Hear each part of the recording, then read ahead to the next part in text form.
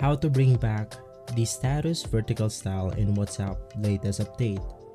Now with the latest update of WhatsApp, they have changed the vertical status to the vertical ones. Now if you want to change it back to normal, this is the right video for you. Now you simply want to head over to your WhatsApp application right here, and if you want to revert back into this menu, just go ahead and follow along. Now you simply want to head over to the updates menu or the update section.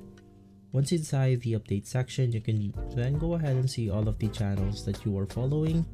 You simply want to go ahead and click on these channels, and once inside, you can just go ahead and click on the three dots, and you want to click on unfollow channel. You can just go ahead and do the same thing for all of the channels that you are following. And basically right after unfollowing all of the channels right here, it should go ahead and revert back to the original WhatsApp status.